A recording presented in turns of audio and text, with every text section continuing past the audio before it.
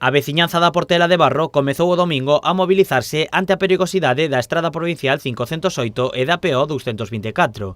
As estradas percorren polo centro da parroquia, coincidindo ademais cunha senda do Camiño de Santiago. Para reclamar medidas, crearon a plataforma veciñal da Portela. Pois reivindicamos unha ampliación da carretera, con todos os servicios. Pois pensamos que a carretera está moi peligrosa e necesitamos arcéns, porque os peóns non teñen por onde pasar, aparte paso o camiño portugués por aquí. Os viais son transitados por moitas persoas cada día.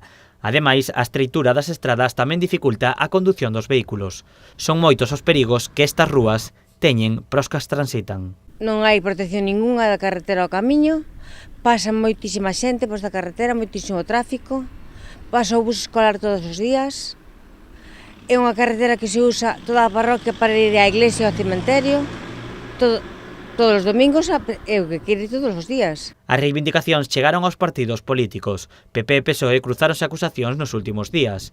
A titular da estrada é a Deputación de Pontevedra, que asegura que ten un proxecto para a zona. Os veciños piden ao ente provincial que non faga máis chapuzas. Nos queremos unha ampliación da carretera, non queremos máis parches. Porque creo que o que queren facer é tapar as cunetas ou facer, non sei o que queren facer. Pero non queremos máis chapuzas. Non queremos que se gaste máis diñeiro público e non deixarnos unha rúa, unha carretera como ten que ser.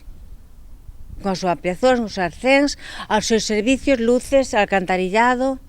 Non queremos que se faga todo xa dunha vez, que non andemos gastando diñeiro público todos os días. Dende a plataforma son claros cas súas peticións. Queren unha estrada digna, segura e cos servizos necesarios. Queremos unha carretera digna, queremos unha carretera con todos os servizos e que non sea perigosa. A do domingo foi a primeira movilización que fixo a plataforma, pero advirten que seguirán manifestándose cada 2 semanas se non se toman medidas.